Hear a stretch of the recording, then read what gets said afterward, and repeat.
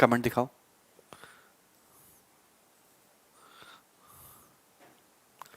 Okay भाई, hello दोस्तों, good evening. तो 5-6 मिनट लेट हो गए और हम लोग एलिगेशन डिस्कस कर रहे हैं और एलिगेशन के मिसलेनियस जो मिक्स क्वेश्चन है, जो लेटेस्ट आपके एग्जाम में आए भी हैं और जो बाकी जो अदर नए सवाल आपके पेपर में बन सकते हैं उनको हम डिस्कस कर रहे हैं। ठीक है, तो बाकी कुछ क्वेश्चन जो उसमें बाकी रह गए थे उनको हम आज की क्लास में निपटाएंगे। पीडीएफ मैंने पहले अपलोड करवा दी थी, तो आपने पीडीएफ डाउनलोड करके क्वेश्चन सॉल्व किए होंगे। तो एक कल मैं आपको बहुत ही इंपॉर्टेंट पैटर्न बता रहा था, इनकम एक्सपेंडिचर सेविंग वाला, तो उसका मैंने आपको एक क्वेश्चन कराया था। ठीक है, हाँ, कल क्लास होगी क्या? कल क्लास जो है नहीं होगी। मेंस के 50 क्वेश्चन, देखो मेंस के जो यार समय बिल्कुल नहीं मिल पा रहा है। 14 वाला यार एक क्वेश्चन हमने छोड़ा, वो भी आपसे नहीं बना। मतलब मैं आपको 30-30 सवाल कराता हूं, एक सवाल आपको करने को देता हूं, आपसे वो ही नहीं बनता है, कैसे काम चलेगा बताओ? हैं?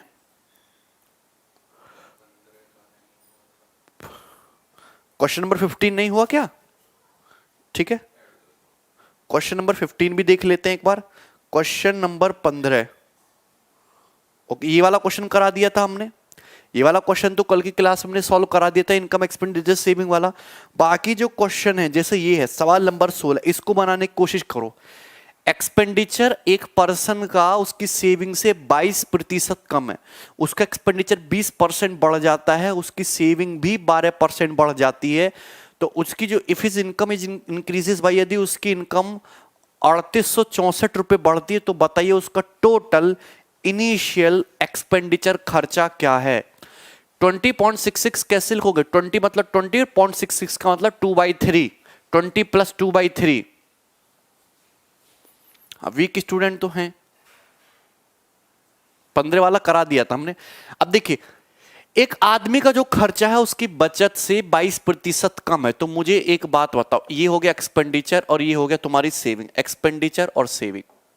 ठीक है, अब किसी व्यक्ति का व्यय उसकी बचत से 22% कम है, मतलब उसकी बचत अगर 100 है, अगर उसकी बचत 100 है तो खर्चा इससे 22 कम, यानी कि कितना है? 78। खर्चा है 78, तो ये रेशियो आ रहा है एक्सपेंडिचर और सेविंग का। ये रेशियो एक्सपेंडिचर और सेविंग का जो रेशियो है वो आपका ये है।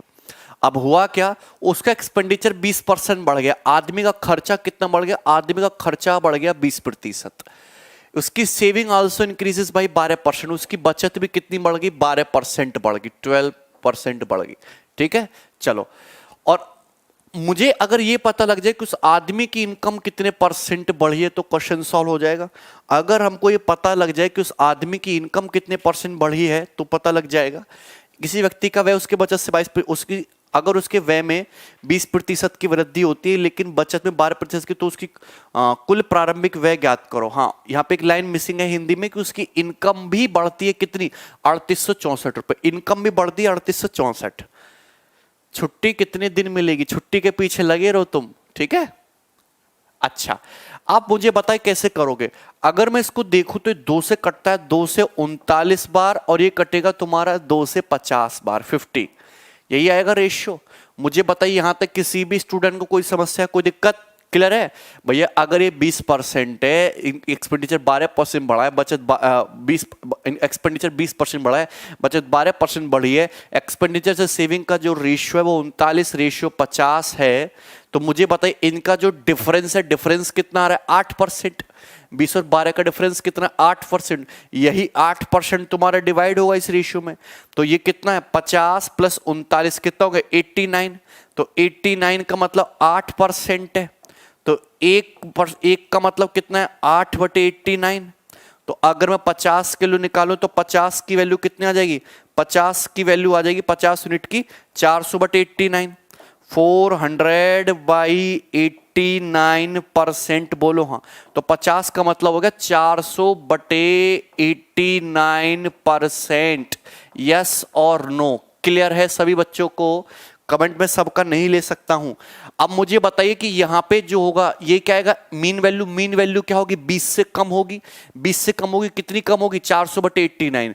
तो उसकी इनकम जो बड़ी होगी 20 माइनस 400/89% बड़ी होगी कि नहीं, बोलो कोई दिक्कत है। तो 20 माइनस 400/89% उस आदमी की इनकम बड़ी है। क्लियर है, ठीक है जय। तो 20 माइनस 400/89 बड़ी होगी, क्लियर है ना।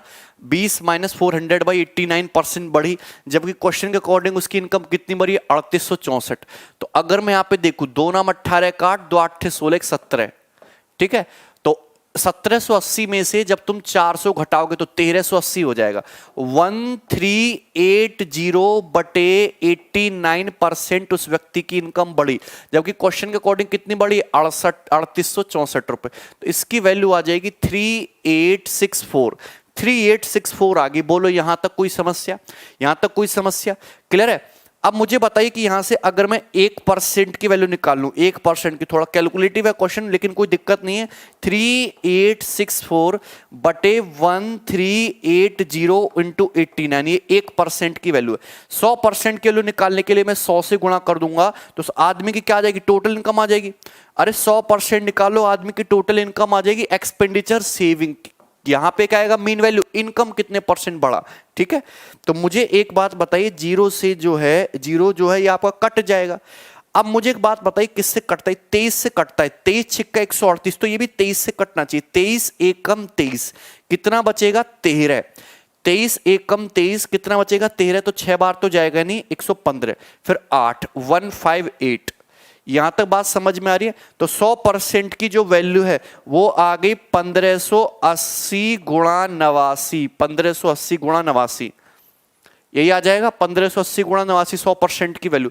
आपसे पूछा उस आदमी का व्यय, आपसे क्या पूछा, उस आदमी का एक्सपेंडिचर पूछा है, ठीक है। तो मुझे एक बात बताइए, उस आदमी की टोटल इनकम 1580 गुणा 89 है।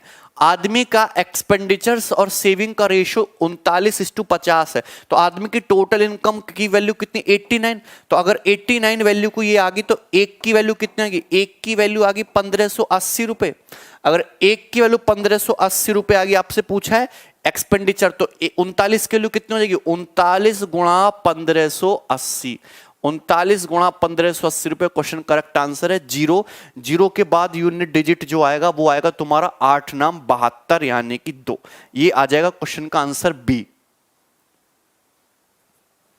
1589 नहीं 1580 होगा ना। अच्छा बटे 6 भी है, एक गड़बड़ कर दी हमने, बटे 6 भी है, सॉरी सॉरी सॉरी, बटे जो 6 भी है,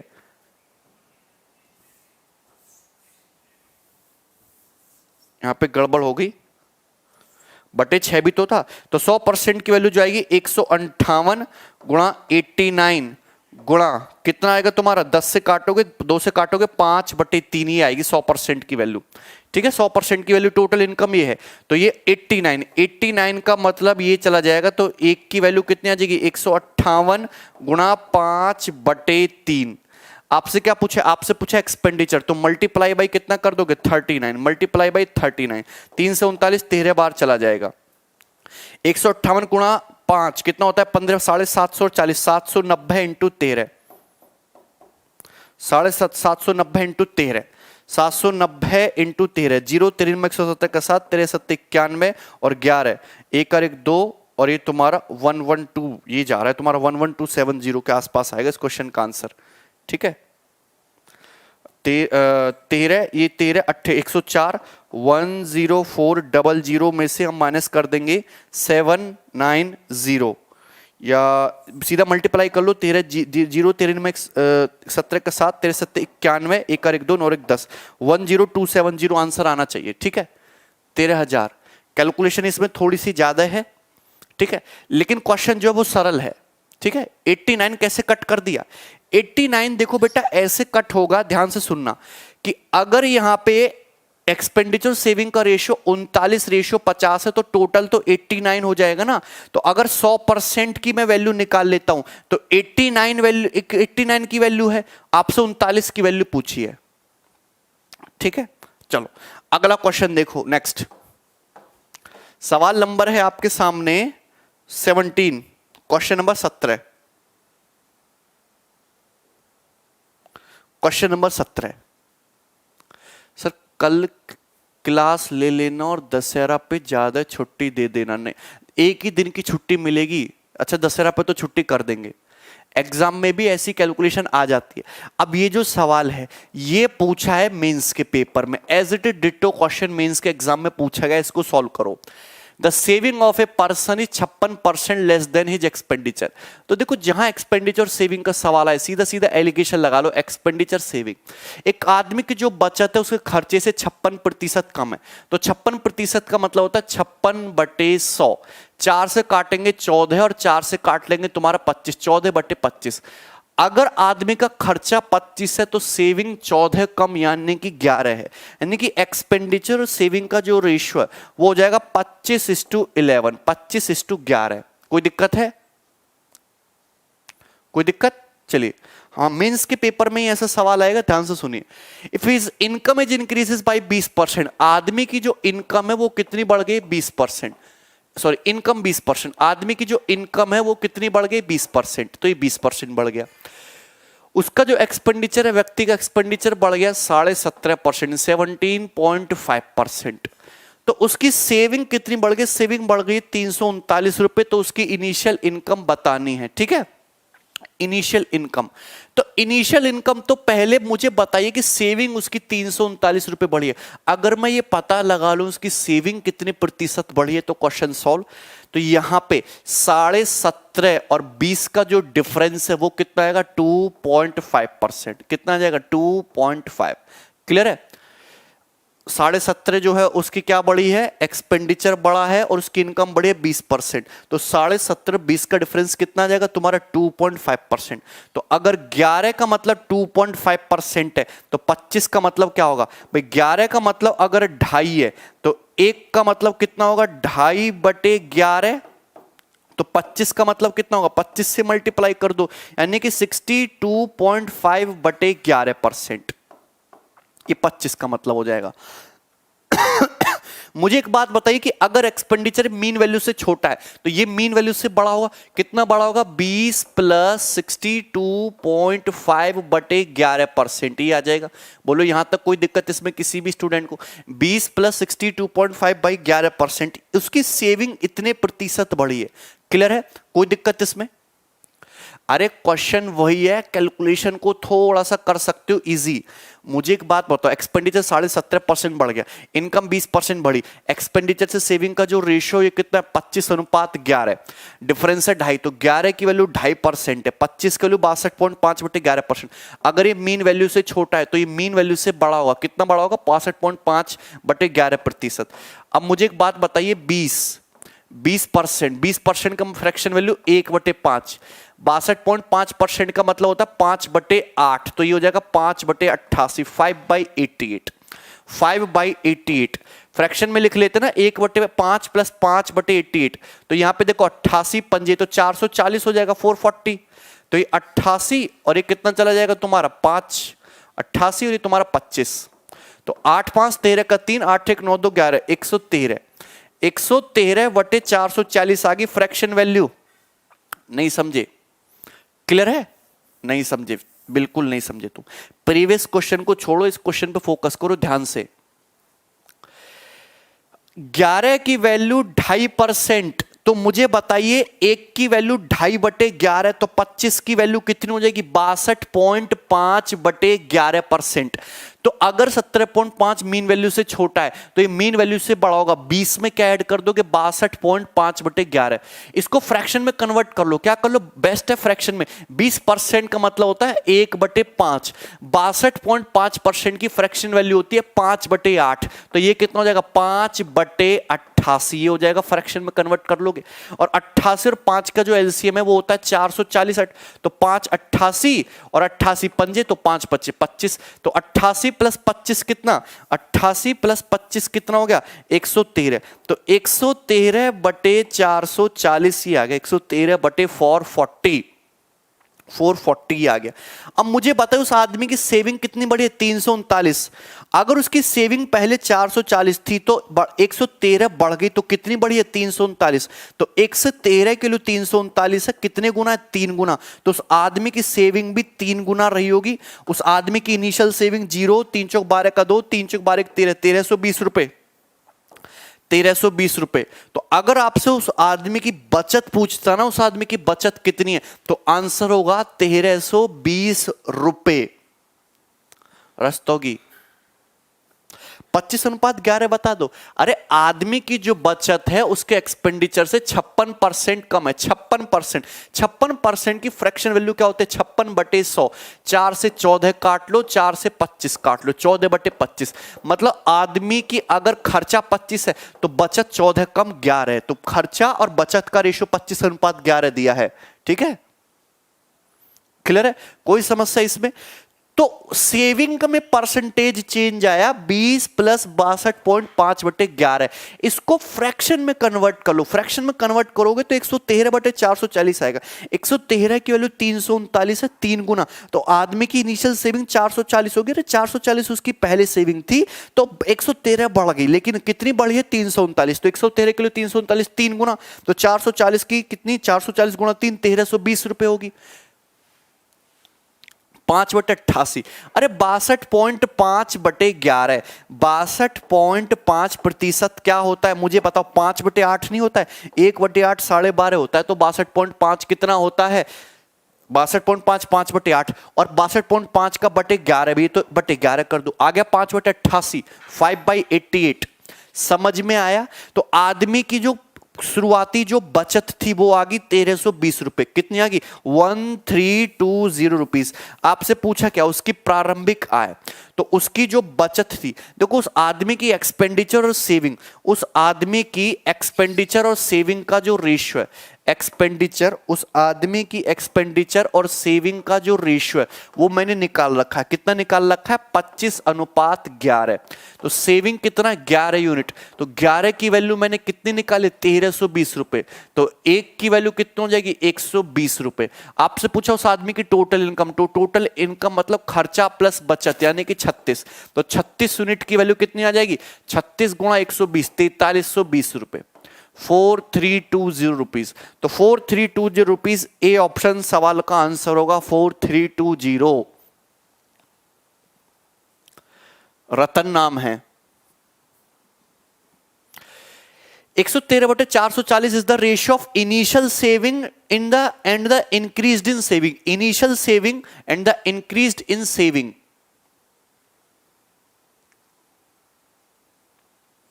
अरे यार 25/11 कितनी बार समझाऊं। आदमी की जो बचत है उसे खर्चे से 56% कम है। 56 का मतलब 56/100, यानी कि 14/25। अगर पहले 25 थी तो अब तुम्हारी कितनी है, 11। 25 है तो 14 कम 11 है बचत। इनकम वाले क्वेश्चन में परसेंटेज सरल लगता है। दूसरा मेथड बता दें इस क्वेश्चन के लिए, नहीं यही कर लो, यही सही तरीका, कोई दिक्कत नहीं है।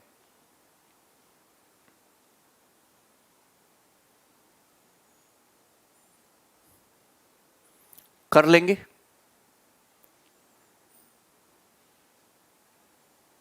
नहीं, ऑप्शन से करना चाहो तो ऑप्शन से कर सकते हो। अगर तुम एक्सपेंडिचर से सेविंग का रेशियो 25:11 निकाल ले तो इतना करने की जरूरत ही नहीं है। एक्सपेंडिचर सेविंग का रेशियो 25:11, 56% कम हो गया ना, यानी कि इनकम जो कि 25 + 11 36। आंसर जो भी होगा 36 का मल्टीपल होगा। तो 36 का मल्टीपल है तो 9 का भी मल्टीपल होना चाहिए। 9 से कटेगा 3000 आंसर नहीं है, 10,000 आंसर नहीं है। ये 9 से कटता है, 7 3 10 दोबारे 9 से नहीं कटता, 4 3 7 दोनों, ये 9 से कटता है। Answer A option. 36 है तो आंसर जो है 9 का मल्टीपल होगा, एक ही ऑप्शन है। रेशियो से कैसे करें, रेशियो से थोड़ा सा कैलकुलेशन है और भी।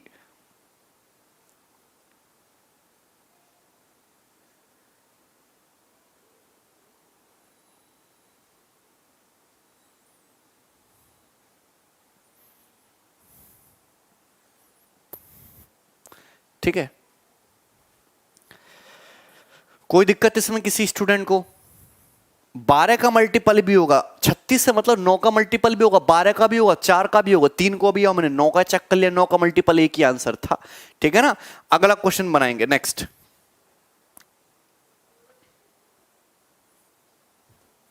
सवाल नंबर 18।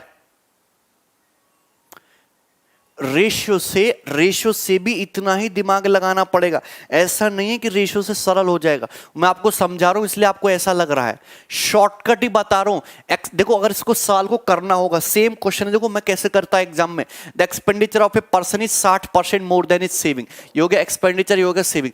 आदमी का जो एक्सपेंडिचर है सेविंग से 60% ज्यादा है, मतलब सेविंग 5 है तो एक्सपेंडिचर 8 है। एक लाइन में आ गया एक्सपेंडिचर से सेविंग का रेशियो। उसकी सेविंग 24% बढ़ गई तो आदमी की बचत कितनी बढ़ गई? 24%। उसका खर्चा कितना घट गया? उसका खर्चा डिक्रीज हो गया 13%, तो एक्सपेंडिचर 13% डिक्रीज हो गया। और उसकी इनकम 1280 रुपए बढ़ गई, इनकम 1280 रुपए बढ़ गई। इनिशियल एक्सपेंडिचर बताइए, 24 और 13 का डिफरेंस 4 3 7 2 1 3 37। 24 और 13, उसका सेविंग 24% बढ़ी है, व्यय में 13% कमी होती है। 24 और 13 का डिफरेंस 37। तो यही 37% जो है 8 और 5 में डिवाइड होगा तो 13 की वैल्यू 37 हो गई, 1 की वैल्यू 37/13 हो गई। 1 की वैल्यू क्या होगी? 37/13। बोलो कोई दिक्कत है? 37/13%, 37/13%। अच्छा, ये 1 की वैल्यू आ गई। अगर मैं 8 की वैल्यू निकाल लूं, अगर मैं 8 की वैल्यू निकालूं तो 8 सत्ते 56 का 6, 8 के 24, 5 29, 296/13%। ठीक है। या फिर ऐसे कर लो, 1 की वैल्यू 37/13, 37/13 का मतलब 13 दूनी 26, 26 और ये तुम्हारा 26 और कितना बचता है? 11। 2 सही 11/13% ही होता है। अगर मैं 8 से मल्टीप्लाई कर लूं तो 8 दूनी 16 प्लस 88/13%, तो 16, 13 छिंग 78, 13 छिंग 78, 13 छिंग 78 होता है ना, तो 16 प्लस 6 22, तो 22 सही 10/13% आ जाएगा। तो 8 की वैल्यू होगी 22 सही 10/13%। यहां तक बात समझ में आ रही है? क्लियर है? उससे भी कर सकते हैं इनकम एक्सपेंडिचर वाले सवाल को। तो मुझे एक बात बताइए, ये जो मीन वैल्यू होगी ये क्या होगी? 24 से छोटी होगी और 13 से बड़ी होगी। 24 से छोटी होगी, कितनी छोटी होगी? 22 सही 10/13। 24 से में 22 सही 10/13 घटा दोगे तो पहले तुम 23 घटा लो, 1 बचेगा, फिर 1 में से 10/13 घटा लो तो 1 सही 3/13%। 1:3/13% आ गया। कितना आ गया? 1:3/13% आ गया। अरे 24 में से इसको घटाना है, 24 में से 23 घटा लो 1, फिर 1 में से 10/13 घटा लो 3/13। तो 1:3/13 का मतलब 16/13%। 16/13% का मतलब 16/1300। कितना आ गया? 16/1300। आपसे बताया कि इनकम 1280 बढ़ी, तो 16 की वैल्यू 1280 रुपए दे रखे, कितने गुना? 80 गुना। तो 1300 की वैल्यू भी 80 गुना होगी। 13 8 104, 104 के आगे 3 0। ये आदमी की इनकम आ गई। क्या आ गई? ये आदमी की तनख्वाह आ गई। आपसे पूछा है व्यय, तो 8 + 5 कितना है? 13, 13। तो 13 यूनिट की वैल्यू है 104,000। तो 1 यूनिट की वैल्यू कितनी आ गई? 8,000 रुपए। और 1 किलो 8,000 है। एक्सपेंडिचर पूछा है तो एक्सपेंडिचर हो जाएगा 8 8 64, 64,000, 64,000 रुपए। तो इस क्वेश्चन का जो सही आंसर है वो होगा बी ऑप्शन, 64,000, 64,000।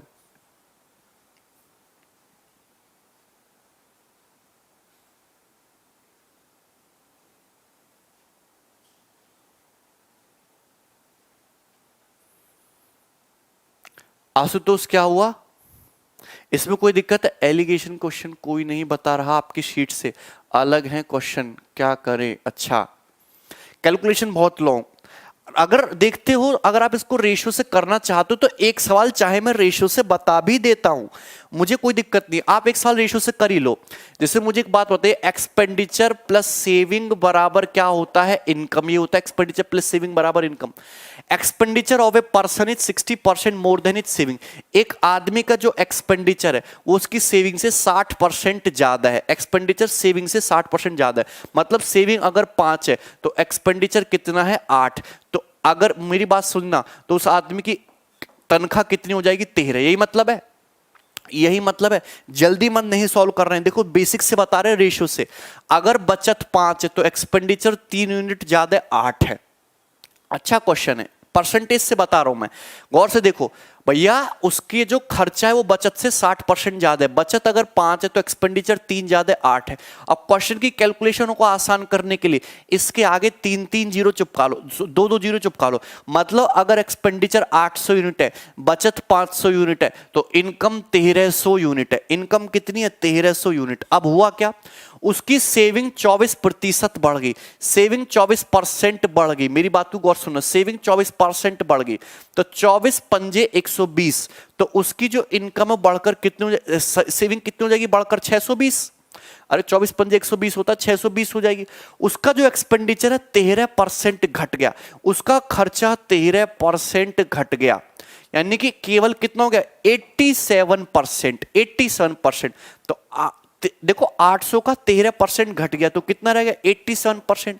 8 सत्ते 56 का 6, यहां से लगे 5, 8 8 64 और 5 69, 696। बोलो कोई दिक्कत, बोलो कोई दिक्कत।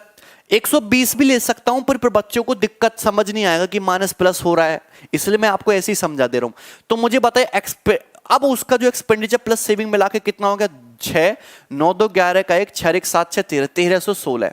ये हो गया। तो अब जो उसकी इनकम है वो 1316 हो गई।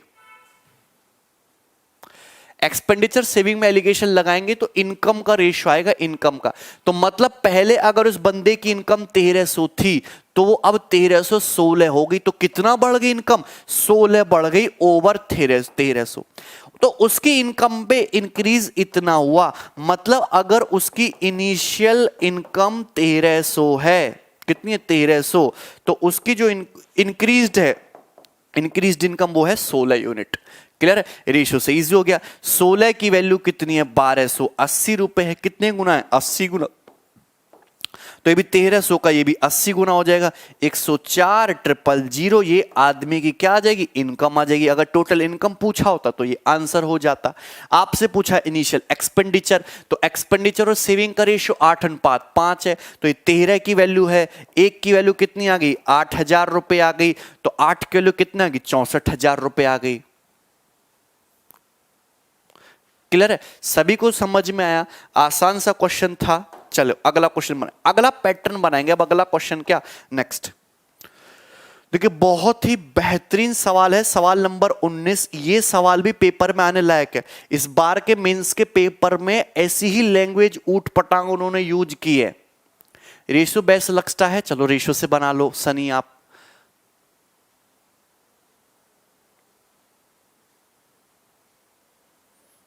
रेशियो बेस्ट है, चलो रेशियो से बना लो। सौरभ कह रहे सर फ्लड आ गया, पूरा गांव डूब गया, सर प्लीज छुट्टी दे दीजिएगा। अच्छा कौन से गांव में भाई? सेविंग में एलिगेशंस का क्या लॉजिक? रेशियो बेस्ट लग रहा है आप लोगों को तो रेशियो से कर लीजिए, दोनों इजी हैं। अभी क्वेश्चन देखो इंग्लिश में पढ़ लो, उसके बाद हिंदी में भी ले आऊंगा। अच्छा क्वेश्चन है, सब तरीके ठीक है, यही मेथड सही है। वो पता नहीं क्या है। अच्छा खुशबू ठीक है, मुनेगर बिहार में यार। अच्छा हिंदी में भी दिखाऊंगा, मैं हिंदी में भी दिखाऊंगा। पहले देखो मैं समझा दे रहा हूं। एक पार्टी में आदमी वुमेन और चिल्ड्रन तीनों लोग, एक पार्टी हुई, समझ रहे हो ना, मैन वुमेन शरीफ पार्टी है। आदमी भी हैं, औरत भी हैं और बच्चे भी हैं। आदमी आदमी होते तो पता नहीं क्या होता। ठीक है चलो, the ratio of number of children and number of man is 14:48। तो चिल्ड्रन का और मैन का, पार्टी में चिल्ड्रन और मैन का रेशियो 14:48 है, यानी कि कितना है 7:24 है। कितना है 7:24 है चिल्ड्रन और मैन का ratio. 60% of women and 20% of children have smartphone. मतलब जितनी औरत है, औरतों में 60% औरतों के पास स्मार्टफोन है। आईफोन चलाने का शौक होता है ना औरतों को, तो 60% औरतों के पास आईफोन है जितनी औरत पार्टी में आई है। जितने बच्चे पार्टी में आए, जितने चिल्ड्रन पार्टी में आए, उनमें से 20% चिल्ड्रन ऐसे हैं, 20% बच्चे ऐसे हैं जिनके पास आईफोन है। And overall 46% of women and children have smartphone. और ओवरऑल की कहानी अगर मैं देखूं तो वुमेन और चिल्ड्रन मिलाकर ओवरऑल टोटल 46% पीपल ऐसे हैं जिनके पास स्मार्टफोन है। तो ये हो गया। 70% of people in party have smartphone with them. लेकिन अगर मैं टोटल पीपल की बात करूं, women plus children plus man, अगर मैं सबकी मिला के बात करूं तो 70% लोग ऐसे हैं जिनके पास स्मार्टफोन है। 70% लोग ऐसे जिनके पास स्मार्टफोन है। तो आपको रेशियो बताना है उन आदमियों का जिनके पास स्मार्टफोन नहीं है और जिनके पास स्मार्टफोन है। आपको उन आदमियों का रेशियो बताना है जिनके पास स्मार्टफोन नहीं है और जिनके पास स्मार्टफोन है। अब हिंदी में देख लीजिए सवाल। रेशियो मेथड से मजा आ गया। अब 10-12 सवाल लगेंगे, खत्म है वो टॉपिक। मैंने बहुत अच्छे अच्छे क्वेश्चन कराए। वेन डायग्राम से मत करिए सवाल।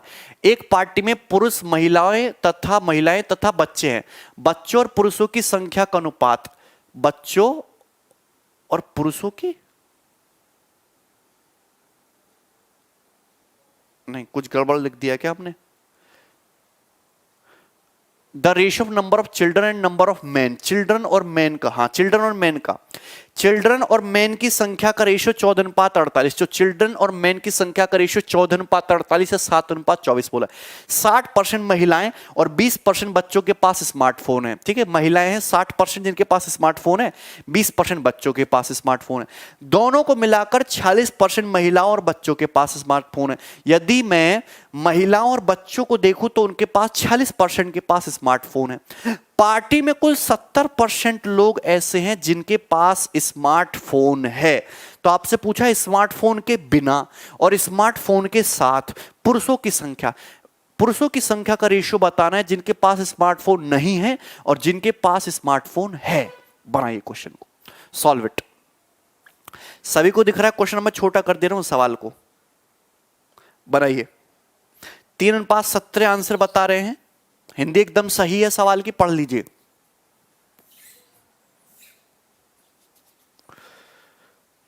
अच्छा ऋषिकेश, नहीं विनोद ब्लॉक नहीं हो।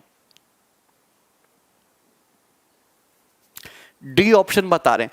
पहली बात तो मुझे एक बात बताइए, यहां पे एलिगेशन लग जाएगा, साफ साफ एलिगेशन यही लग गया। वुमेन, और छोटा करना पड़ेगा भाई सवाल को, एलिगेशन यही लग जाएगा। वुमेन ऐसी हैं महिलाएं जिनमें 60% के पास स्मार्टफोन है। बच्चे भी कम नहीं है, उनमें भी 20% के पास स्मार्टफोन है। ओवरऑल 46% औरत और बच्चे ऐसे जिनके पास स्मार्टफोन है। तो एलिगेशन लगाओ तो 46 - 20 26 आता है, 60 - 46 14 आता है। तो ये रेशियो आ गया 13:7, 13:7। तो हम ये कह सकते हैं कि वुमेन और चिल्ड्रन की जो संख्या का रेशियो है ये 13:7 है। वुमेन और चिल्ड्रन की संख्या का रेशियो 13:7 है, 13:7। बोलो कोई डाउट है? ये हमने फाइंड आउट कर लिया कि वुमेन और चिल्ड्रन की संख्या का रेशियो 13:7 है। कोई दिक्कत यहां तक? कोई समस्या ना?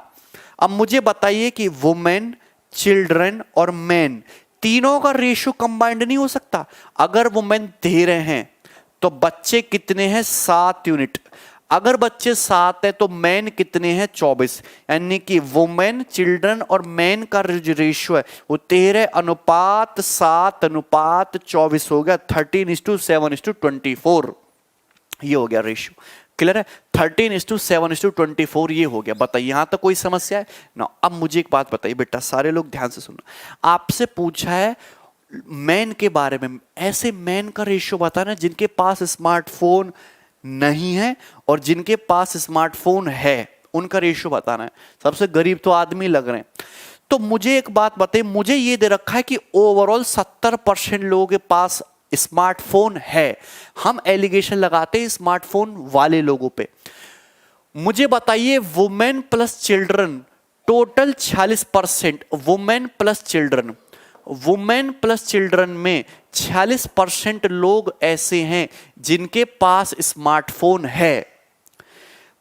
पता नहीं कितने % मैन ऐसे हैं जिनके पास स्मार्टफोन है। Overall women plus children plus main, overall 70% लोग ऐसे हैं जिनके पास स्मार्टफोन है। ओवरऑल 70-70% लोग ऐसे हैं जिनके पास स्मार्टफोन है। बोलो कोई दिक्कत? अगर मैं यहां पे एलिगेशन लगा के रेशियो निकालूंगा तो रेशियो किसका आएगा? रेशियो आएगा वुमेन प्लस चिल्ड्रन का और रेशियो आएगा मैन की संख्या का। वुमेन प्लस चिल्ड्रन अगर 13 प्लस 7 20 है तो चिल्ड्रन आपका 24 है। आदमी और औरत बच्चे अगर मिला के 20 हैं, सॉरी औरत और बच्चे मिला के अगर 20 हैं तो आदमी कितने हैं? 24 है, 24। क्लियर है? कोई समस्या?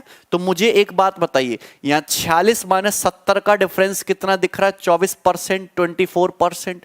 तो 24 की वैल्यू 24% है तो क्या 20 की वैल्यू 20% नहीं होगी? आप कहेंगे बिल्कुल होगी। अगर 24 की वैल्यू 24% है तो क्या 20 की वैल्यू 20% नहीं होगी? होगी कि नहीं? अब हमको एक बात और बताइए, अगर 46 मीन वैल्यू से कम है, अगर 46 मीन वैल्यू से कम है, 46 अगर मीन वैल्यू से कम है तो ये मीन वैल्यू से ज्यादा होगा। 70 मीन वैल्यू से ज्यादा होगा, कितना ज्यादा होगा? 20। तो 70 प्लस 20 कितना होगा? 90%, 90%, 90%। बोलो कितना? 90%। यानी कि पार्टी में 90% आदमी ऐसे हैं जिनके पास स्मार्टफोन है। तो पार्टी में 90% आदमियों के पास स्मार्टफोन है, 10% के पास नहीं है। तो स्मार्टफोन के बिना और स्मार्टफोन के साथ वाले जो आदमियों का जो रेशियो है वो 1:9 है। D option, D. बताइए 1:9। अब मुझे बताइए, ऐसा ही ये किसी पेपर का सवाल नहीं है, ये मैंने खुद डिजाइन किया है क्वेश्चन, कल क्लास नहीं होगी। तो क्या ये सवाल, जैसे मैंने आपको मेंस के पेपर में सवाल कराए थे, आपको नहीं लगता कि ऐसी लैंग्वेज के सवाल आने वाले समय में आपको देखने को मिल सकते हैं? आ गया सर समझ में? कितने स्टूडेंट को ये सवाल समझ में आया? यस और नो बताइए। सभी को समझ में आया? बिल्कुल। दुलारचंद को नहीं पल्ले पड़ा। फ्यूचर ईयर मेन ज्यादा निकले स्मार्टफोन वाले, आदमियों के पास ज्यादा स्मार्टफोन है। थोड़ा लॉन्ग नहीं है, इजी है। डेविएशन तो लगेगा ही ऑफ कोर्स। 24 कहां से आया? अरे 13:7:24 रेशियो को कंबाइंड कर दिया ना। लव यू भाई। जिनको नहीं समझ में आया वो एक बार रिपीट करके देख ले। प्रतीक तुम बार बार मिसलेनियस मिसलेनियस क्यों लिख रहे हो? मिसलेनियस ही तो क्वेश्चन करा रहा हूं, है भाई। अच्छा कंसेप्ट है। चलिए अगला सवाल नंबर 20 बनाइए। सॉलिड क्वेश्चन आपके सामने आ रहा है, सुंदर सा साफ साफ सब कुछ सवाल दिख रहा है, सॉल्व करने की कोशिश करो। खुद से नहीं हो रहा तो होने लगेगा धीरे धीरे। बनाइए सवाल नंबर 20। ठीक है,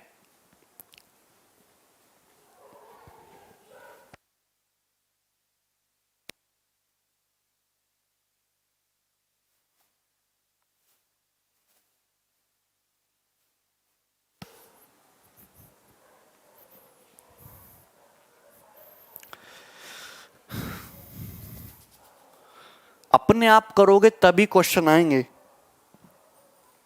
ठीक है, जस्ट सॉल्व इट। बनाइए।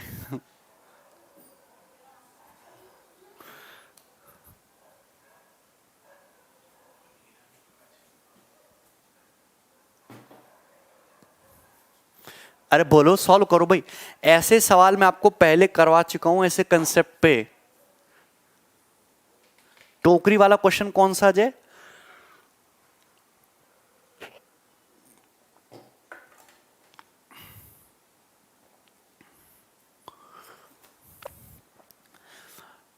पीतल एक मिश्र धातु है, ब्रास एक एलॉय है जिसमें कॉपर है और जिंक है। ब्रास में कॉपर है और जिंक है। तो देखो ब्रास, मैं इसको बिना कोई डाटा लिए लिखूंगा। ब्रास, ब्रास में क्या है? ब्रास में केवल कॉपर है, ब्रास में केवल जिंक है। एक दूसरी एलॉय है ब्रॉन्ज। ब्रॉन्ज में 80% कॉपर है, 4% जिंक है, 16% टिन है। ठीक है, अब हुआ क्या? पीतल और कांसे के एक मिश्रित द्रव्यमान में इन देखो ब्रास और ब्रॉन्ज दोनों एलॉय को मिक्स किया और एक नई एलॉय बनाई। उसमें 74% कॉपर है, 16% जिंक है, 10% टिन है। The ratio of copper to zinc in brass, तो ब्रास में जिंक और कॉपर का रेशियो क्या है बनाइए। देखो हम आपको समझा देते हैं, मैं आपको वैसे लिख दे रहा हूं, हालांकि मुझे लिखना नहीं चाहिए। हो गया ब्रास, ये हो गया ब्रॉन्ज, ब्रास है ब्रॉन्ज है। सुनना ध्यान से, ब्रास में कॉपर है, ब्रास में जिंक है, ठीक है कोई दिक्कत नहीं। ब्रॉन्ज एक एलॉय है जिसमें 80% कॉपर है, 4% जिंक है, 16% जो है इसमें टिन है। तो टिन कितनी है इसमें? 16%। ठीक है बेटा ना। अब इन दोनों को मिक्स करके मैंने एक थर्ड नई एलॉय बनाई, एक नई मिश्र धातु बनाई। इस थर्ड नई एलॉय में 74% बेटा कॉपर है, 16% इसमें जिंक है और 10% इसमें टिन है। तो मैं इतनी बात समझता हूं कि ब्रास एक एलॉय है कॉपर की और जिंक की, कॉपर की और जिंक की एलॉय है, उसमें टिन विन का कोई मतलब नहीं है। तो ब्रास में टिन है ही नहीं, तो ब्रास में टिन है 0%। ब्रास में कितना टिन है? ब्रास में टिन है 0%। अब मैं यहां पे एक चीज ऑब्जर्व करता हूं, यहां पे एलिगेशन लग जाएगा, क्योंकि मुझे एक बात पता है कि ब्रास में अगर टिन 0% है, ब्रॉन्ज में 16% है, और इनको मिक्स करके जो तीसरी मिश्र धातु बनाई है उसमें टिन कितना है? 10%। तो मुझे पता लग जाएगा कि दोनों एलॉय को किस रेशियो मिक्स किया गया है। तो 16 - 10 6, 10 - 0 10, यानी कि दोनों एलॉय को 6:10 यानी कि 3:5 के रेशियो मिक्स किया गया है। दोनों एलॉय को 3:5 के रेशियो मिक्स किया गया, 3:5 के रेशियो में। अगर मैं ये पता लगा लूं कि ब्रास में कितने परसेंट कॉपर है तो क्वेश्चन ही सरल हो जाएगा। 16:9, वेरी गुड। तो ब्रास में कॉपर नहीं पता X%, मुझे पता है कि ब्रॉन्ज में कॉपर है 80%, और मिक्सचर में जो है इनकी जो मिक्स धातु बनी उसमें कॉपर है 74%। और ब्रास और ब्रॉन्ज को मुझे एक बात पता है 3:5 के रेशियो मिक्स किया गया, 3:5 के रेशियो में। तो डिफरेंस कितना आया है? 6। तो 3 की वैल्यू अगर 6 है तो 5 की वैल्यू कितनी है? 10। अगर 80 मीन वैल्यू से बड़ा है तो ये मीन वैल्यू से छोटा होगा। कितना छोटा होगा? 74 - 10 कितना? 64। एक्स की वैल्यू आ जाएगी 64%, 64%।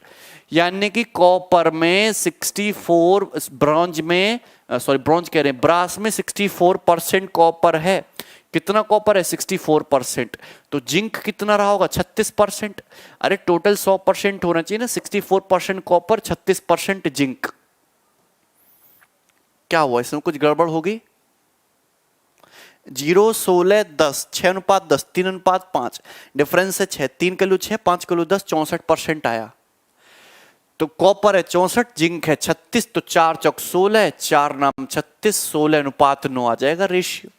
B option 16:9। हाँ दुर्गेश, नोट स्मार्टफोन पर भी लगा सकते थे। क्लियर है ना? ये तो आसान क्वेश्चन था, मैं करवा चुका था पहले। ये देखो, ये देखिए,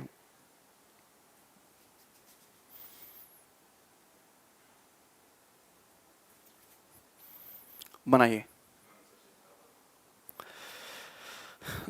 दुलारचंद का सही हो गया था, वेरी गुड। नोट स्मार्टफोन पर भी लगा सकते थे एलिगेशन। गलत हो गया स्टार्टिंग में सर, वॉच अगेन। क्या गलत हो गया था? ब्रास में 0% टिन है, ब्रॉन्ज में 16% टिन है, मिक्सचर में 10% टिन है। 0 16 10 6 और ये 10, 3:5 3:5 सही है, कुछ गड़बड़ नहीं है। ठीक है,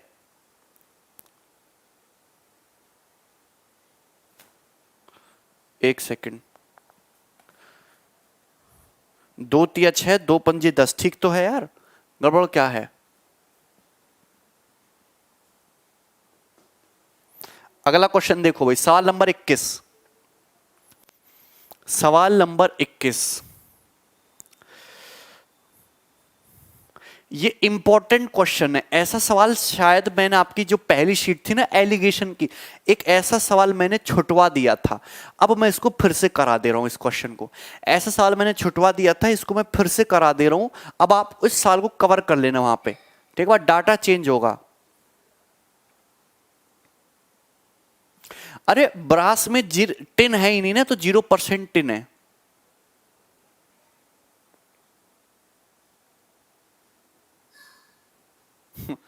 ओके अनिल, बनाइए।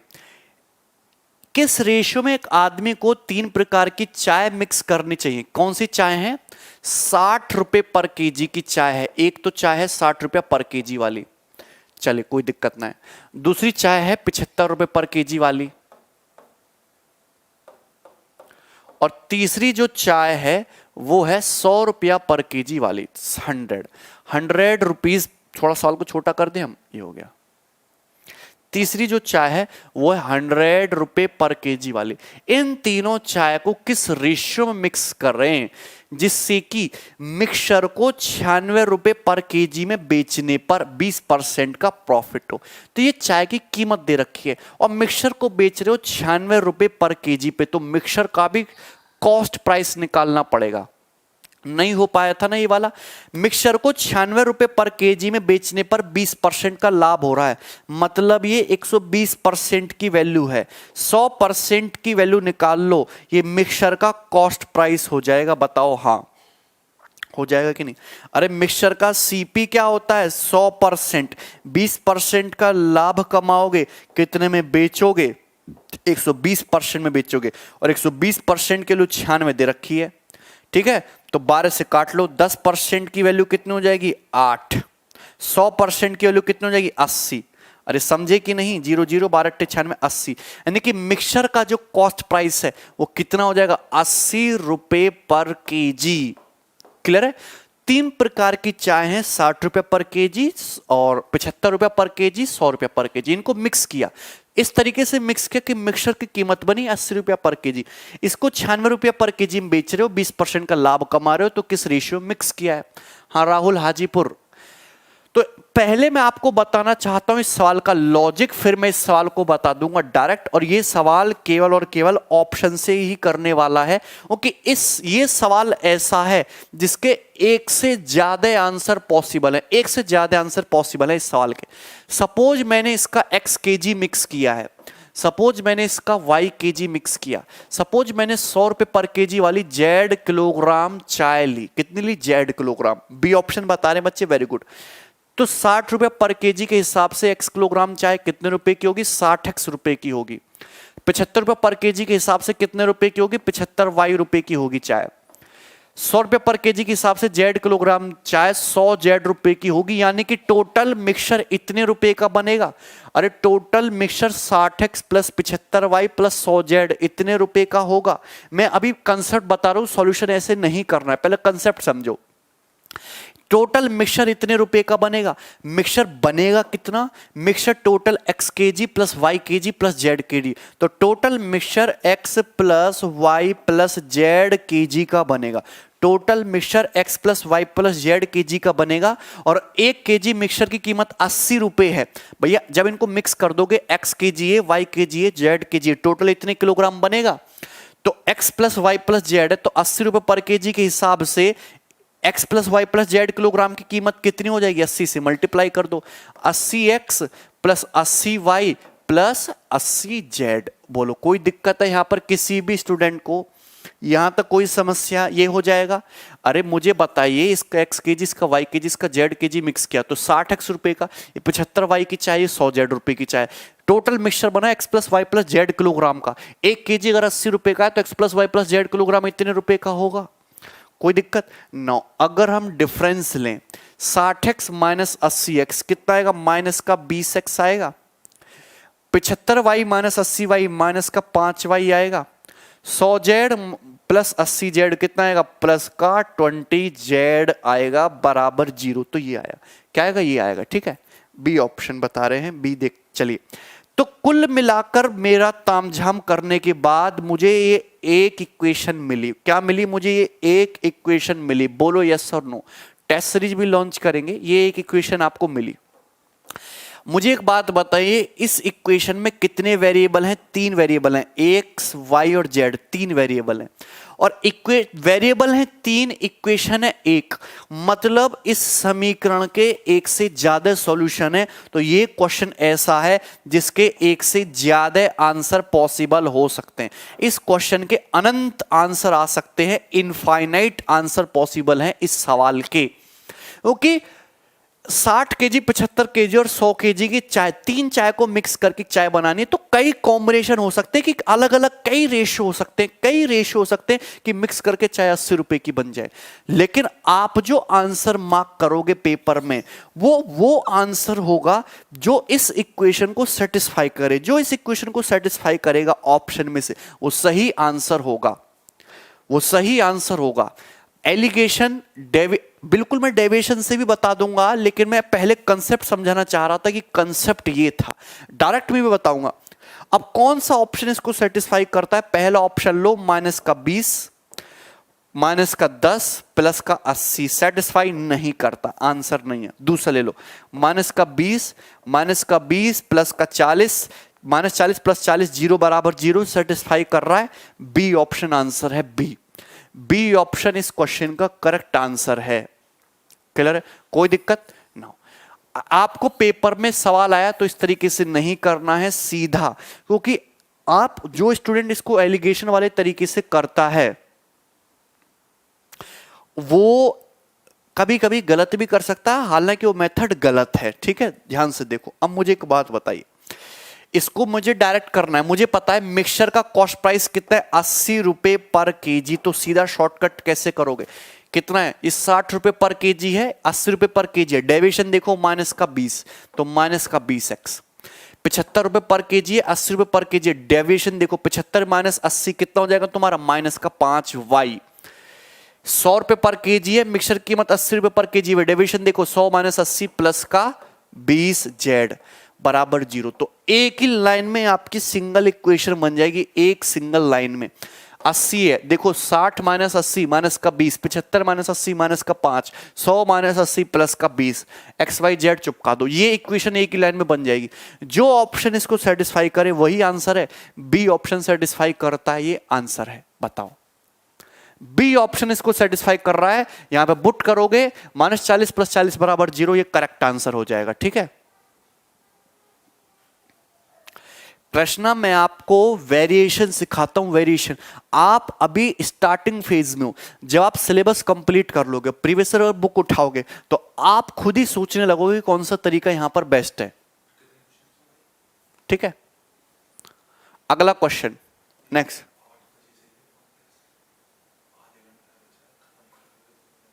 हाँ, सवाल नंबर 22। देखिए, one of the best quality question है, जबरदस्त क्वेश्चन है एलिगेशन का। जल्दी से बनाइए। पूरा समझ गए? ठीक है। 2 varieties of sugar are mixed in the proportion of 3:2 and the mixture is sold at 48 रुपए per kg at a profit of 20%. The second variety of sugar cost 15 rupees more than the first variety of sugar. Then find the cost price of first variety of sugar. बहुत अच्छा सवाल paper में बनने लायक है, बनाइए। नहीं, वो previous year का नहीं था सवाल। 8 बजे से कॉन्टेस्ट है, जल्दी छोड़ देंगे कॉन्टेस्ट खेलना आप। मिसलेनियस थोड़ा हार्ड लगता है, इसलिए तो मिसलेनियस होता है। चीनी की 2 किस्में, जिनको किस रेशियो मिक्स किया? चीनी की 2 किस्में, चीनी की 2 किस्मों को 3:2 के रेशियो मिक्स किया। किस रेशियो में? 3:2 के रेशियो में मिक्स करके मिक्सचर को 48 रुपए पर किलोग्राम में बेचा और बेचने पर 20% का लाभ हुआ। तो 48 जो है कितने की वैल्यू है? 120% की वैल्यू है। 100% की वैल्यू निकाल लो, 0 से 0, 12 चौक 48, 40 रुपए। यानी कि मिक्सचर का जो कॉस्ट प्राइस है वो 40 रुपए पर किलोग्राम है। अरे 48 रुपए पर केजी में बेचने पर तो 20% का लाभ हो रहा है। तो कॉस्ट प्राइस कितना होगा? सीपी कितना होगा? 40। सीपी कितना होगा? 40। क्लियर है? यहां तक कोई समस्या? 40 रुपए पर केजी। एलिगेशन आसान है भाई। क्वेश्चन में ये बोला है, क्या बोला है कि सेकंड वैरायटी की जो शुगर है उसकी कीमत 15 रुपए पर केजी ज्यादा है फर्स्ट वैरायटी की शुगर से।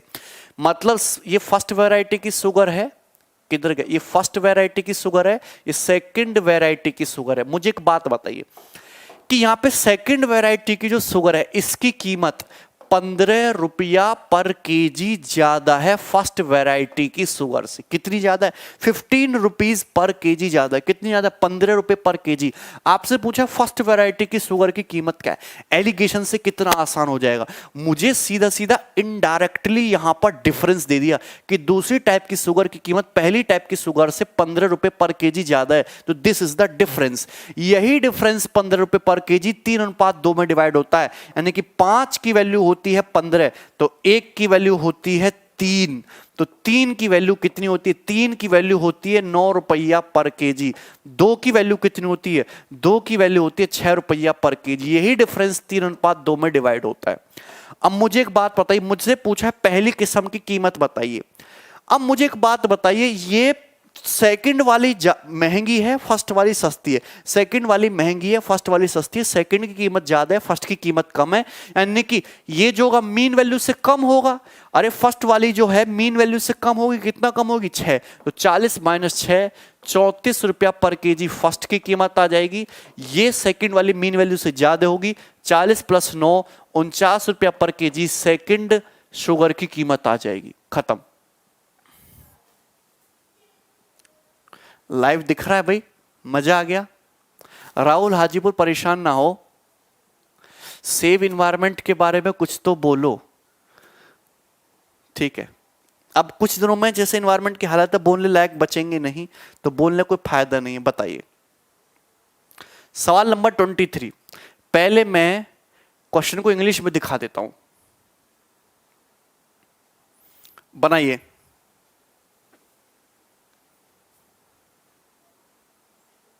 जल्दी फास्ट फास्ट करो भाई।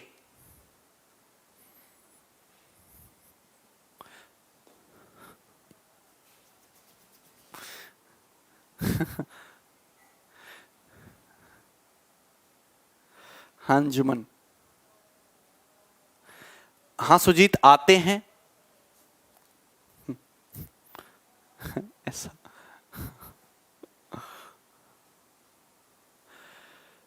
अरे आज जो है मैथ के क्वेश्चन आएंगे, उसमें हिंदी में मैं दिखाऊंगा, पहले इंग्लिश में पढ़ लो। टर्म्यूरिक, डिफरेंट टाइप्स ऑफ टर्म्यूरिक। टर्म्यूरिक जानते हो? मैं भी नहीं जानता था। हल्दी होता है टर्म्यूरिक, हल्दी हल्दी होता है ना, हाँ हल्दी। अलग अलग स्टेट में अलग अलग टाइप की हल्दी पाई जाती है।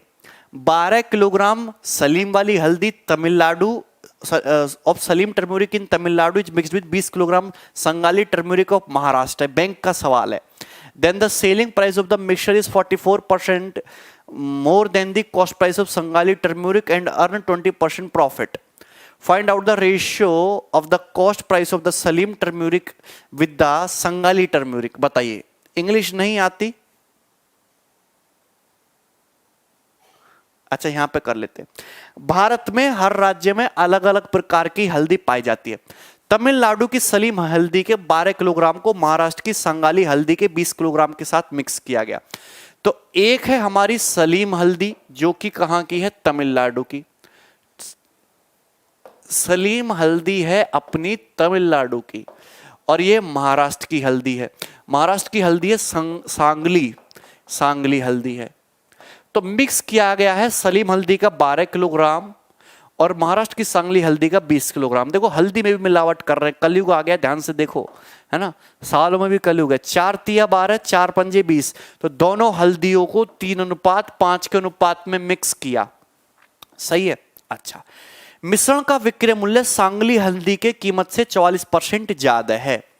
अब यहां पे बोला है कि जो मिक्सचर है, मिक्सचर का जो सेलिंग प्राइस है वो सांगली हल्दी की कीमत से 44% ज्यादा है। मतलब सांगली हल्दी की कीमत अगर 100 रुपए पर केजी है, सांगली हल्दी की कीमत सपोज अगर 100 रुपए पर केजी है, गौर सुनो, अगर सांगली हल्दी की कीमत 100 रुपए पर केजी है, तो मिक्सचर का जो सीपी है, मिक्सचर का जो सीपी नहीं, मिक्सचर का जो सेलिंग प्राइस है वो सांगली हल्दी से 44% ज्यादा यानी कि 144 रुपए पर केजी है मिक्सचर का सेलिंग प्राइस, विक्रय मूल्य। स्टोरी है इसलिए बैंक वाला सवाल है ये, ठीक है।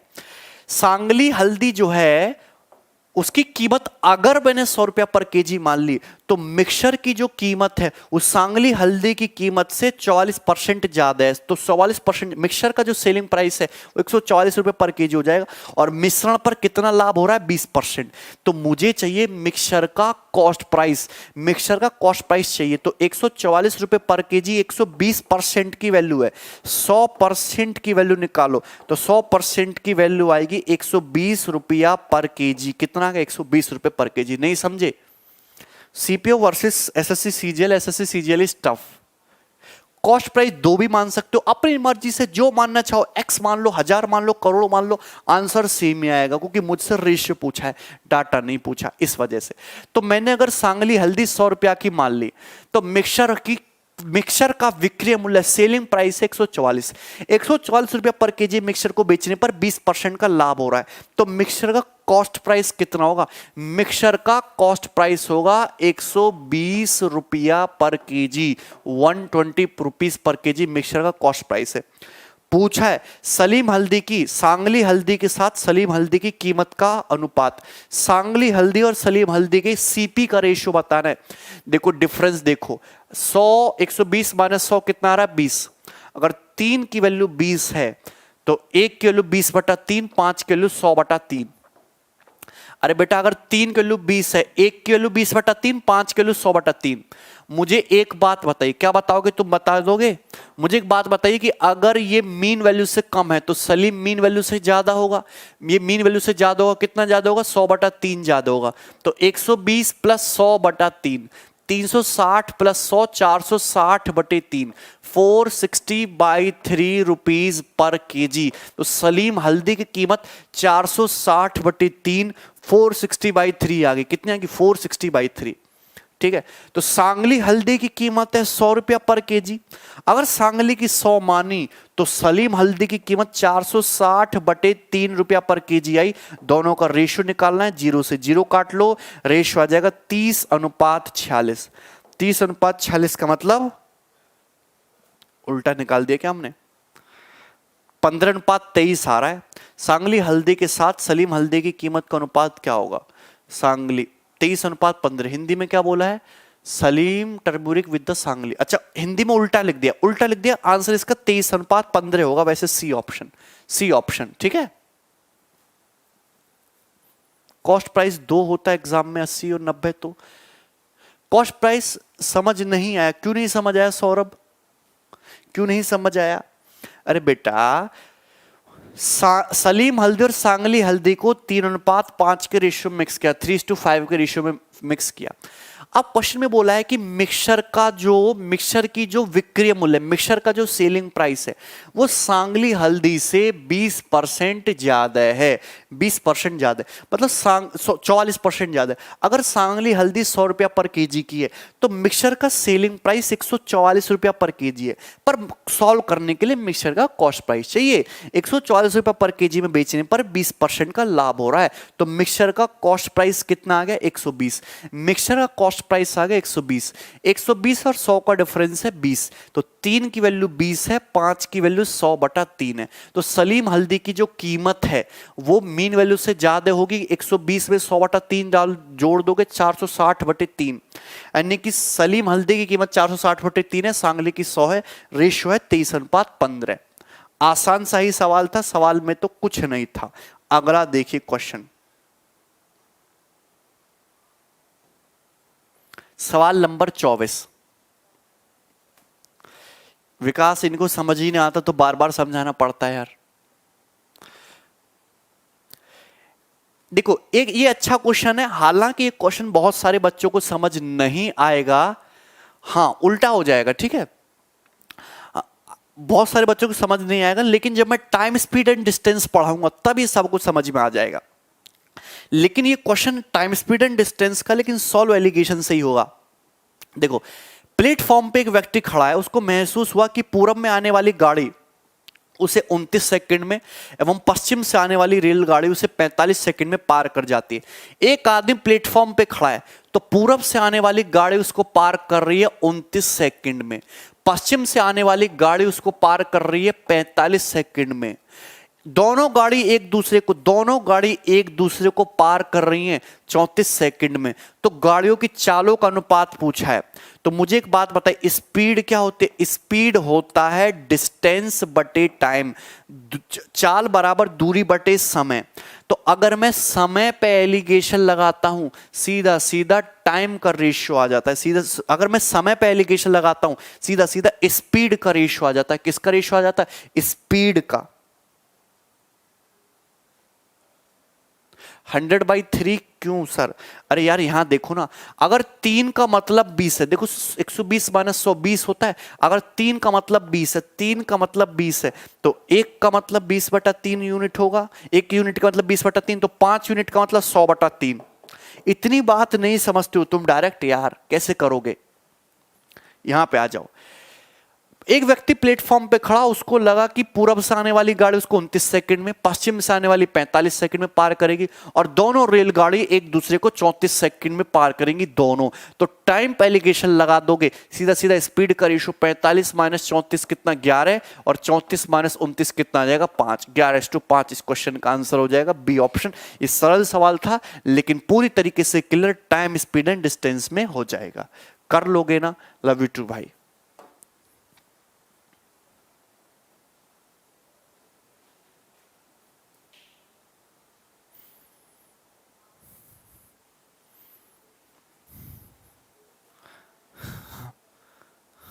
प्लेटफॉर्म में धोनी खड़े हुए हैं।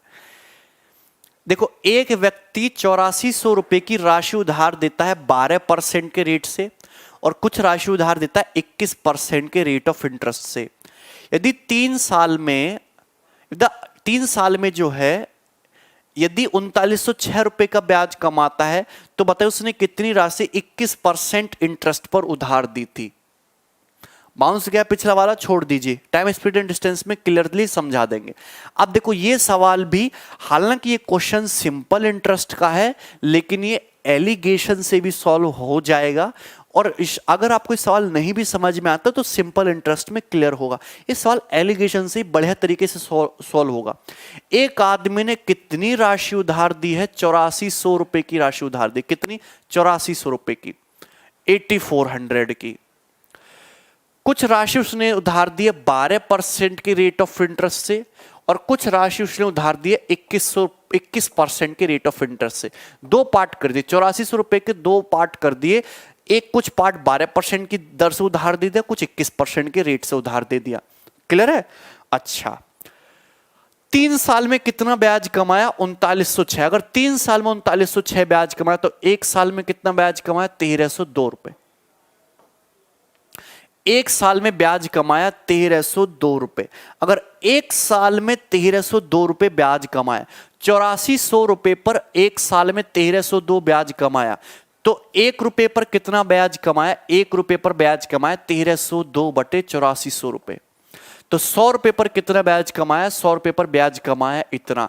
तो ये इफेक्टिव रेट ऑफ इंटरेस्ट आ जाएगा। ये इफेक्टिव रेट ऑफ इंटरेस्ट आ जाएगा, मीन वैल्यू आ जाएगी, मीन वैल्यू। अगर उसने 8400 रुपए के दो टुकड़े कर दिए अलग अलग, कुछ पैसा 12% की दर से उधार दे दिया, कुछ पैसा 21% की दर से उधार दे दिया। ओवरऑल 3 साल में 3906 रुपए का ब्याज कमाया। तो 1 साल में कितना ब्याज कमाया? 1302 रुपए। तो 8400 रुपए पर 1 साल में कितना ब्याज ले रहा है? 1302 रुपए का। तो 1 रुपए पर कितना ब्याज ले रहा है? 1302/8400 रुपए का। तो 100 रुपए पर कितना ब्याज ले रहा है? ये। और 100 रुपए पर मिलने वाला ब्याज ही रेट होता है। तो ये तुम्हारा ब्याज की दर आ गई। 2 जीरो से 2 जीरो कट जाएगा, 2 से कटेगा 2 छिक्का 12, 1 2 पंजे 10, 2 छिक्का 12 और ये 42, 2 छिक्का 12, एकम 2 पंजे 10 और 2 एकम 2, 651/42, 651/42%, ये आ जाएगा। यहां तक किसी भैया को कोई दिक्कत हो? मुझे तो नहीं लगता किसी को कोई दिक्कत। हाँ, रुपीज से रुपीस से भी सीधा सीधा आ जाएगा, पर बच्चे हमारे डर जाएंगे। रुपीस निकाल कर करते तो भी आंसर आएगा, रुपीस निकाल कर करोगे तो भी आंसर आएगा, लेकिन मैंने रेट निकाल लिया क्योंकि बच्चों को समझाना भी तो है, मुझे खुद थोड़ा ना सॉल्व करना है। तो मैं एक तरीका बता रहा हूं कि 12% है या 21% है, ओवरऑल रेट ऑफ इंटरेस्ट जो है इतना है। रुपीस में भी गुणा ही करनी पड़ेगी, यहां भी सेम ही कैलकुलेशन पड़ेगी। पूरी रेशियो को 42 से गुणा कर दो 42 से, तो 42 से गुणा करोगे 12 दूनी 24 का 4, हासिल लगे 2, 12 चौक 48, 2 50, 504 हो गया। और यहां पे 21 इंटू 21 441, 441 दूनी 882 और ये 651 651 ये आ गया। तो यहां पे 2 में से 1 गया 1, 8 में से 5 गया 3, 8 में से 6 गया तो 231 रेशियो, 11 में से 4 गया 7, 4 और 6 में से 5 गया जो तुम्हारा 1, 147। यानी कि उसने पैसा इस रेशियो में डिवाइड किया, सीधा सीधा पैसे का रेशियो आ जाएगा। क्लियर है? तो ये किससे कट रहा है? 21 से कम 21, 21 से कम 21, 21 से कम 21, 2 21 से कम 21, 21 7 147, 11:7। यानी कि पैसा उसने 11:7 के रेशियो में डिवाइड किया। तो बताइए how much money he get it? 12% interest पर उसको कितना पैसा मिला? ठीक है, 12% इंटरेस्ट पर कितना पैसा मिला? रेशियो पे एलिगेशन प्रिंसिपल नहीं, हाँ ये प्रिंसिपल का ही रेशियो है, प्रिंसिपल का ही रेशियो आया 11:7। किसका रेशियो आ जाएगा? प्रिंसिपल का, कि 12% से उसने कितनी राशि उधार दी और 21% से उसने कितनी राशि उधार दी। टोटल उसने कितनी राशि उधार दी? 18। तो 18 की वैल्यू 8400 आ गई। 18 की वैल्यू कितनी आ गई? 8400। तो एक की वैल्यू आ गई 8400 बटे 18 रुपए। एक की वैल्यू 8400 बटे 18 रुपए, एक की वैल्यू इतनी आ गई। लेकिन 21% की दर से कितना पैसा उधार दिया उसने? 7। तो मल्टीप्लाई बाई 7। तो 21% की दर से उसने इतना पैसा उधार दिया। लेकिन आपसे ये पूछा है 21% की दर से उसे कितना धन ब्याज के रूप में मिलेगा। अब एक साल में कितना ब्याज ले रहा है? 21%। 21% की दर से कितना ब्याज मिलेगा? एक साल में 21%, तो 3 साल में 63%, तो 63% मिल जाएगा 3 साल में टोटल ब्याज। तो इसको 63% से गुणा कर दो, 200 और इसको किससे काट लोगे तुम? 9 7 63, 9 दूनी 18 और 2 से 42। तो 42 इंटू 49, 42 इंटू 49 मतलब 1848 रुपए। बी ऑप्शन आंसर है बी। अगर किसी बच्चे को नहीं समझ में आया तो अभी चाहे सवाल स्किप कर सकता है, परसेंटेज इसमें सिंपल इंटरेस्ट में और क्लियर हो जाएगा। ठीक है, नेक्स्ट अगला क्वेश्चन करिए।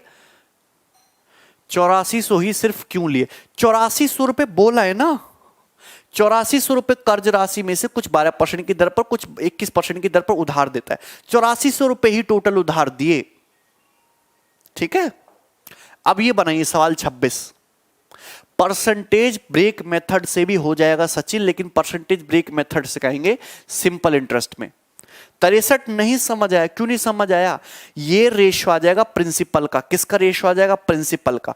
यानी कि उसने 12% पर अगर 11 यूनिट उधार दिया तो 21% पर 7 यूनिट, टोटल हो गया 18। तो 18 की वैल्यू 8400, 1 की वैल्यू इतनी आ गई, 7 की वैल्यू निकाल ली तो 21% पर 21% की दर से इतनी राशि उसने उधार दी है।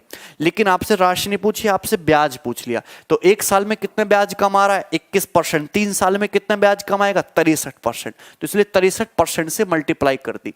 अरे एक साल में कितना ब्याज ले रहा है? 21% ले रहा है इतने रुपए पर, तो 3 साल के लिए पैसा उधार दिया तो 3 साल में 63%। सिंपल इंटरेस्ट हर साल बराबर बराबर होता है। ठीक है, बनाइए। एक खरगोश है जो कि संतुलित आहार लेता है 300 ग्राम का, 2 फूड। अगला क्वेश्चन देखिए, जल्दी से बनाइए। एक खरगोश है जो संतुलित आहार लेता है 300 ग्राम का, 2 फूड, फूड एक्स और फूड वाई। फूड एक्स में 10% प्रोटीन है। एक खरगोश है जो 2 टाइप का फूड खा रहा है, फूड एक्स खा रहा है और दूसरा फूड खा रहा है वो वाई। खरगोश भी देखो वैरायटी के खाने खा रहे हैं, आदमी के पास तो है नहीं इतना। फूड एक्स में कितना प्रोटीन है? 10%। फूड वाई में कितना प्रोटीन है? 15%। यदि रैबिट की जो डाइट है प्रोवाइड एग्जैक्टली 38 ग्राम प्रोटीन, यदि रैबिट की जो डाइट है एग्जैक्टली कितना प्रोटीन प्रोवाइड करती है? 38 ग्राम। 38 ग्राम। अरे एक साल में 21% ब्याज, तो 3 साल में 21 + 21 + 21 टोटल 63%। ठीक है, चलो अब मुझे बताइए, रैबिट दो टाइप के खाने खा रहा है, फूड एक्स में 10% प्रोटीन है, फूड वाई में 15% प्रोटीन है, और रैबिट खाता कितना है डेली? 300 ग्राम, और 300 ग्राम में से प्रोटीन कितना है? 38 ग्राम। यानी कि मैं ये जान सकता हूं कि 300 ग्राम में रैबिट को 38 ग्राम प्रोटीन मिल रहा है। तो रैबिट एक दिन में कितने % प्रोटीन खा रहा है? रैबिट खा रहा है एक दिन में 38/3% प्रोटीन। बोलो हाँ। यहां तक किसी भैया को कोई दिक्कत हो तो बताओ, एक दिन में कितना प्रोटीन खा रहा है रैबिट? 38/3%। तो यहां से अगर मैं पूरे एलिगेशन को 3 से मल्टीप्लाई कर दूं तो ये 30 आ जाएगा, ये 45 आ जाएगा, ये 38। तो रेशियो कितना आ जाएगा? 7 अनुपात ये कितना आ जाएगा? 8, 7:8। यानी कि जो बेचारा खरगोश है वो 10% प्रोटीन वाला 7 यूनिट खाता है, 15% प्रोटीन वाला 8 यूनिट। तो टोटल कितना खा रहा है? 15। और 15 की वैल्यू कितनी दी है? 300 ग्राम। तो एक की वैल्यू कितनी आ जाएगी? 20 ग्राम। आपसे क्या पूछा है? पदार्थ एक्स की मात्रा। तो पदार्थ एक्स कितना खा रहा है? अगर 1 किलो 20 है तो पदार्थ एक्स 7 यूनिट, तो 7 की वैल्यू हो जाएगी 140 ग्राम, 140 ग्राम। 140 ग्राम, बी ऑप्शन इज दी सही आंसर। हाँ, हम लोग संतुलित आहार नहीं ले पा रहे, खरगोश की मौजाएं पड़ी है। क्लियर है? अगला सवाल,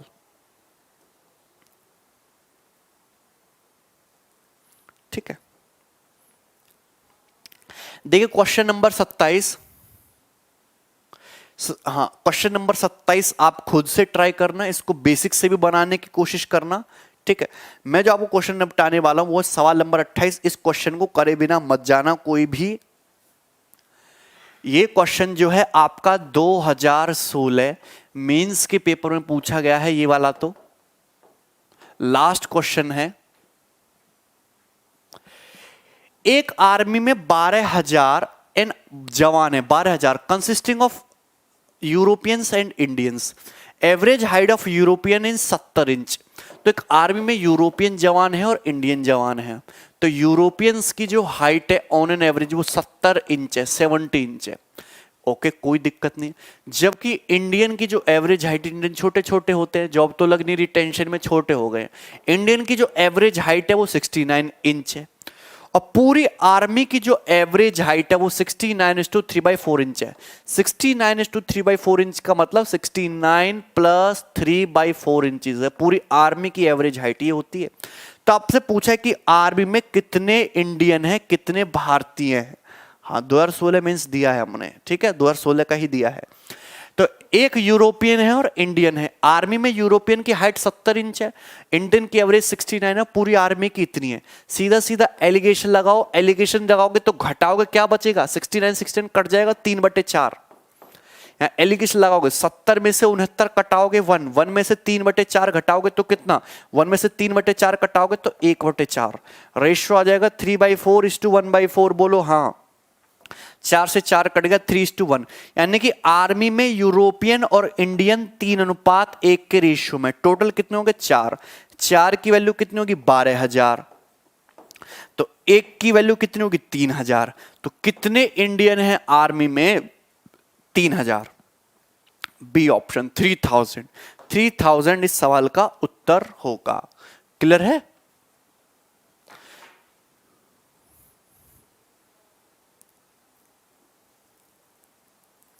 क्लियर है? यहाँ पे कुछ गड़बड़ लगा हुआ है। 69 इंच है, यहाँ पे 69 कर देना, और यहाँ पे 69:3/4 कर लेना। 69:3/4। ठीक है, अब ठीक है। चलिए, तो देखिए आपका ये जो टॉपिक है वो पूरा ओवर हो चुका है। सारे लोग अभी क्विज अटेंड करेंगे, मैथ्स के उसमें क्वेश्चन होंगे मजेदार वाले 8 बजे से, ठीक है। तो मंडे को हम मिलेंगे, सैटरडे संडे दोनों दिन आपकी क्लास जो है वो ऑफ रहेगी। चलिए, ध्यान रखेंगे भाई अपना। Take care, bye.